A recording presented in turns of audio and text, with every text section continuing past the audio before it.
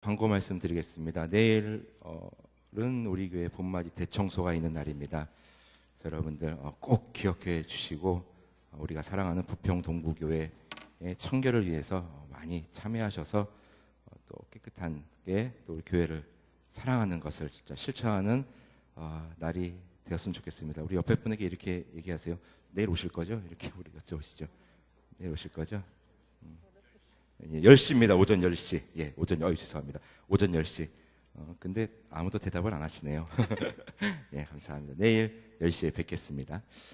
여러분 정말 오늘 낮에 보니까 이제 봄이 좀 완연해진 것 같습니다. 물론 아침, 저녁으로 많이 쌀쌀하지만, 이 낮 기온만 놓고 봤을 때, 이제 완연한 봄이구나라는 것을 느끼게 됩니다. 정말 이런 날씨의 변화 속에서 하나님의 살아계심을 또 느끼게 되는 그런 하루였는데, 이런 순간순간에 정말 하나님의 살아계심을 느끼는 우리 모두가 되었으면 좋겠습니다. 여러분 저는 태어나는 순간부터 지금 이 순간까지 단 한 번도 날씬했던 적이 없습니다. 3.9kg로 태어나서 지금껏 초우량아의 모습을 유지하고 있는데, 제가 이렇게 살을 빼지 않는 이유는 여러 가지가 있는데, 그중 하나는 이 다음에 천국에 갔을 때 제가 이제 제일 보고 싶은 분이 저희 할머니, 친할머니신데요. 저희 할머니가 천국에서 만약에 제가 살을 뺀 상태로 천국을 갔을 때 할머니께서 못 알아보실까봐 그것이 두려워서 살을 빼지 않고요. 그리고 사람은 쉽게 변하면 안 되는 것을 알기 때문에 쉽게 변하지 않기 위해서 계속 이 몸을 견제하고 있습니다. 그러니까 여러분들 저한테 왜 살 안 빼시냐라고 묻지 마시고요. 다 나름의 이유가 있습니다, 여러분들. 그리고 저는 또 태어나서 저는 또 학창 시절부터 지금까지 단 한 번도 공부를 잘해본 적이 없습니다. 이것도 다 이유가 있습니다. 왜냐?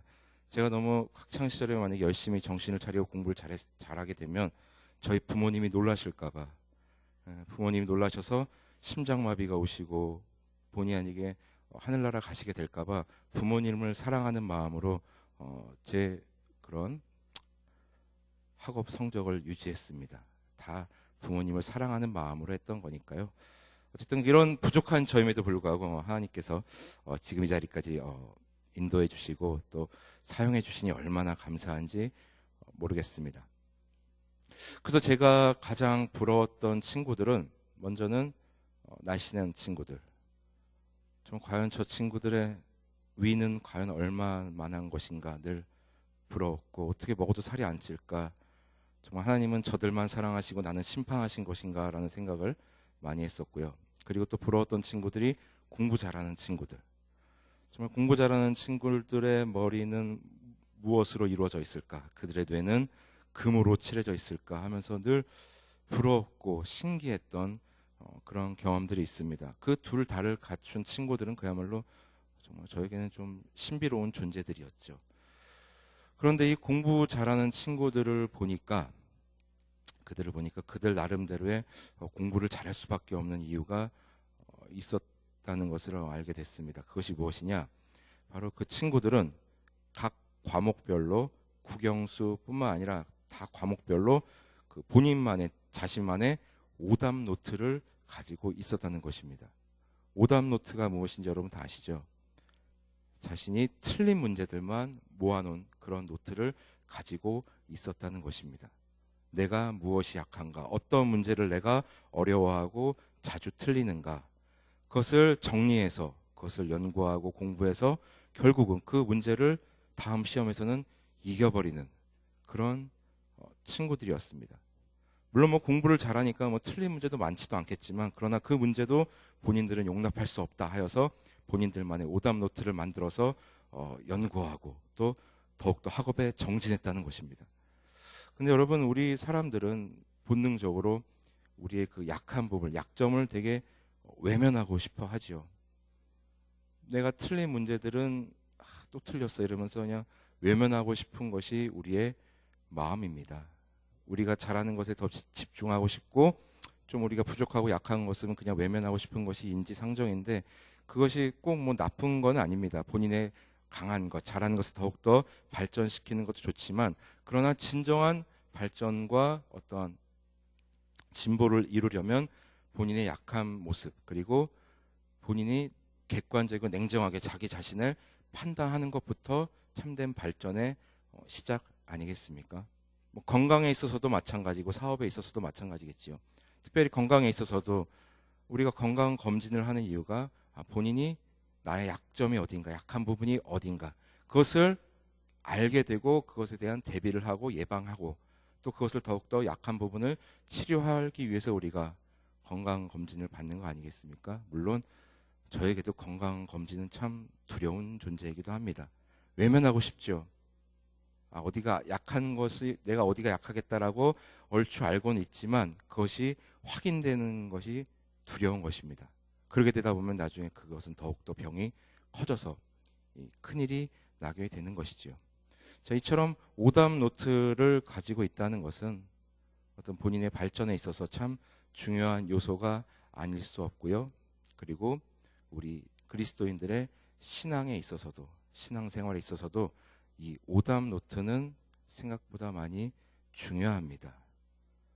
우리는 참 오랜 세월 또 오랜 시간 하나님을 또 예배하고 섬기고 또 그리스도인으로서 이 땅 가운데 살아가고 있고 생활하고 있는데 생각보다 우리에게, 저에게도 마찬가지입니다만 이 잘못된 신앙의 자세를 가지고 있는 경우가 좀 있다는 것을 발견됩니다.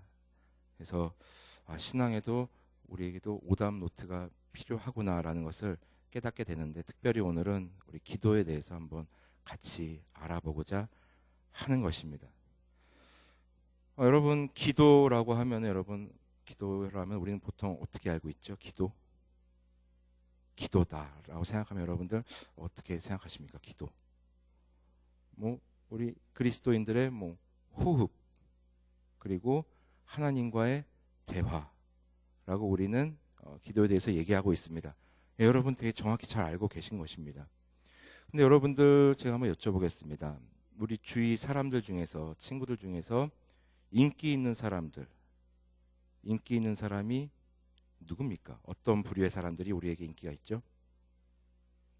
말을 잘하는 사람? 아니면 저처럼 잘생긴 사람? 예, 감사합니다. 여러 사람이 인기 있겠지만 진짜 인기 있고 우리가 만나고 싶어 하는 사람은 남의 말을 잘 들어주는 사람, 경청하는 사람이 인기가 좋습니다. 만나고 싶어 하고요. 그에 반해서 본인의 얘기만 하는 사람, 자신의 얘기만 막 하는 사람은 별로 만나고 싶지 않습니다. 만나봤자 자기 얘기만 하기 때문입니다. 그렇게 본인 얘기만 막 하면은 그래 너는 떠들어라 하면서 한 귀로 듣고 한 귀로 흘리게 되겠죠. 자, 여러분, 기도는 우리가 하나님과의 대화라고 말씀드렸습니다. 그런데 우리가 기도라 하면은 본능적으로 우리 안에 있는 것만 하나님 앞에 막 쏟아내는 경우가 저는 정말 많았습니다. 저에게 있어서 기도란 나에게 필요한 것을 우리 하나님은 절대 모르실 거야 라는 전제하에 시작되었습니다. 그렇기 때문에 제가 없는 것에 대한 불평부터 시작해서 제발 좀 주시옵소서 라는 기도로 이루어진 것을 참 부끄럽지만 고백하게 되고 또 깨닫게 되었습니다. 여러분, 기도라는 것은 내 안에서부터 올라오는 내 자아의 소리는 죽이고 하나님의 말씀을 청종하는 것, 듣는 것에서부터 시작되는 것입니다. 그것이 참된 기도의 시작이요 끝인 것입니다. 여러분, 예수님의 겟세마네 기도를 생각하시면 이해가 빠르실 것입니다. 예수님께서 죽음을 앞두시고 제자들을 다 물리시고 홀로 겟세마네 동산에 올라가셔서 하나님 앞에 기도하십니다. 여러분, 예수님은 참 하나님이시기도 하셨지만 동시에 참 인간이시기도 했습니다. 우리와 똑같은 성정으로 이루어지셨고 주님께도 두려움이 있었습니다. 그래서 기도를 하실 때 처음에는 자아의 소리로 시작하시죠. 얼마나 고민이 많으셨든지 성경에는 죽게 되었다라는 표현을 쓰고 있습니다. 그리고 하나님께 기도를 시작하십니다. 하나님, 아버지여, 할 수만 있거든 이 잔을 내게서 돌려주옵소서. 하지만 그 기도는 이렇게 끝나지 않지요. 그러나 나의 원대로 마옵시고 아버지의 원대로 하옵소서. 성경에는 이 대목이 딱 한두 구절로 나와 있기 때문에 굉장히 짧은 걸로 알고 있지만, 그러나 여러분 한번 상상해 보십시오. 홀로 그 밤에 동산에 오르셔서 죽음을 앞두고 하나님 앞에서 처절하게 부르짖는 예수 그리스도의 그 기도를 한번 생각해 보십시오. 두려움으로 시작하셨지만, 당신 자아의 소리로 시작하셨지만, 그러나 마무리는 나의 뜻이 아닌 아버지의 뜻대로 하옵소서. 그리고 우리 모두가 알고 있는 주기도, 주님의 기도. 여러분, 주님의 기도 역시 기도의 주체는 우리가 아닙니다. 하나님 아버지입니다. 그렇기 때문에 예수님은 주님의 기도를 우리에게 가르쳐 주실 때 이렇게 시작하십니다. 그러므로 너희는 이렇게 기도하라. 즉, 기도의 모범을 우리에게 주셨습니다. 그래서 주기도문을 보면은 우리 어떤 인간의 욕망과 이런 걸 담은 것이 아니라 다 하나님께 다 초점이 맞춰져 있습니다. 아버지의 뜻이 이 땅 가운데 이루게 하여 주옵소서. 영광 받으옵소서. 하나님입니다. 그래서 저의 기도만 놓고 봤을 때 항상 제 기도는 제가 주체였고 제가 주도권을 쥐고 나갔던 적이 너무나 많습니다. 그러나 진정한 참된 기도의 주체는 하나님이시요, 그 기도의 주도권은 하나님께 있는 것입니다. 하나님의 말씀에 청종하는 것부터 참된 기도는 시작되는 것입니다. 그래서 제 기도가 얼마나 한심했느냐면, 기도를 막 하다 보면은 정말 그릇된 기도였죠. 기도를 하다 보면 막 중언부언하게 됩니다. 이게 무슨 기도를 하는지도 모르고 심지어는 어떤 방향까지도 흘러갔었냐.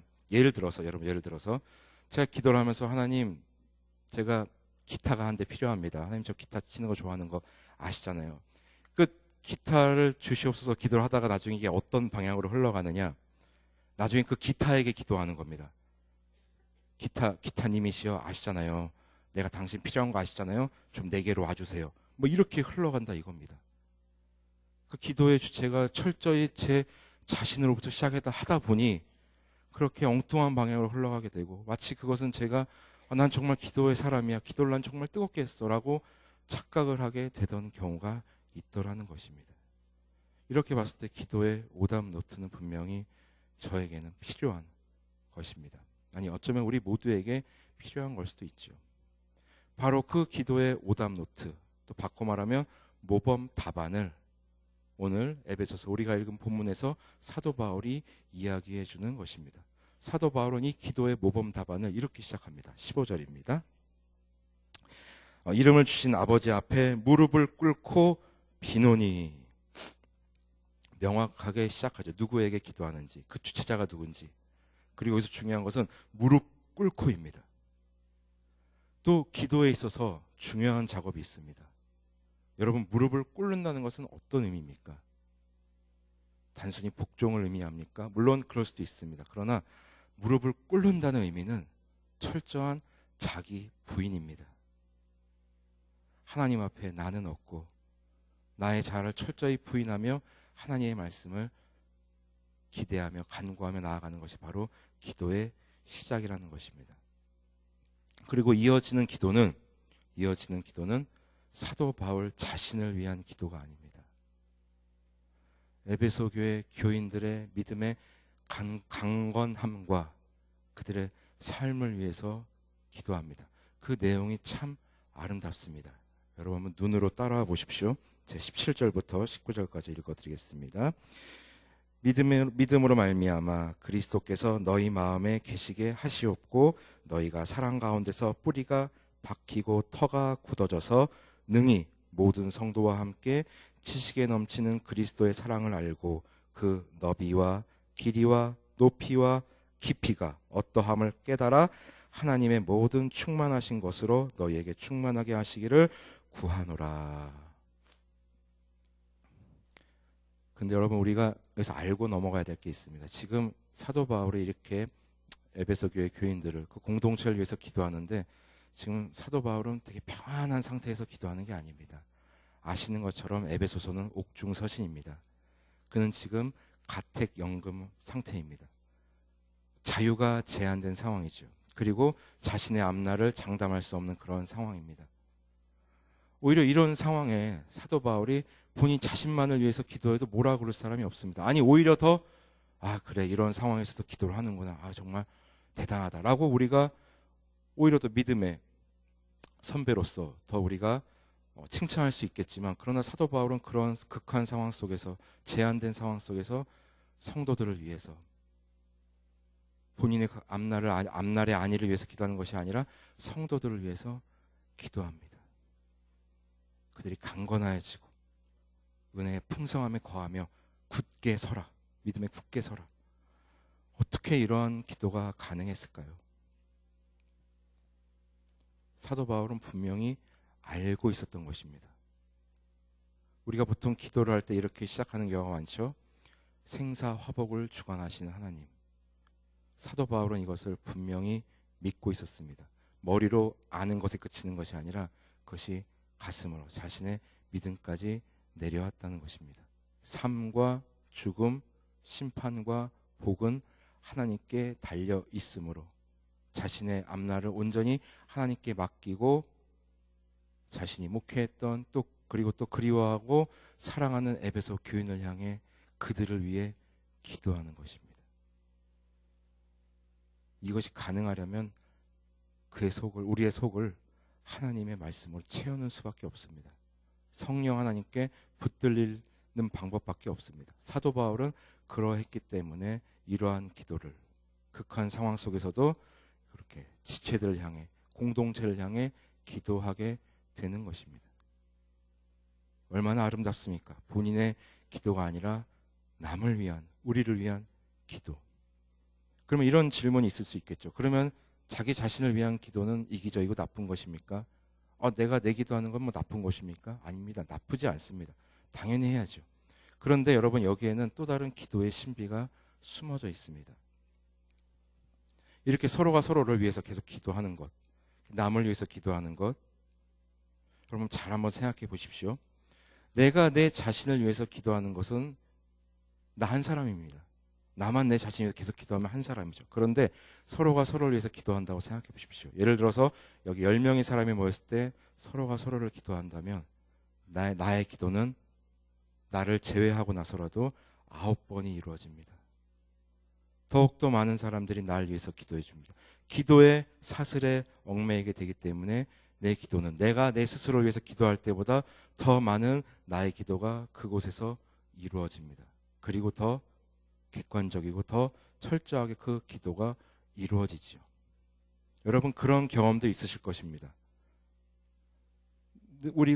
내가 누군가를 위해서 기도할 때 정말 생각지도 못한 기도의 제목들이 나오거나, 아니면 누군가 나를 위해서 기도한다고 얘기 들었을 때 저 사람이 정말 저런 것까지 나를 위해서 기도해 주나, 이런 경험들이 있으실 것입니다. 제가 말씀드리고 싶은 것은 이겁니다.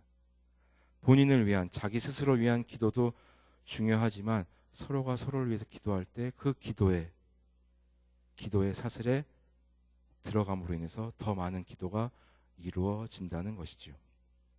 사도 바울은 그것을 알고 있었기 때문에 이러한 아름다운 기도를 할 수 있게 되는 것입니다.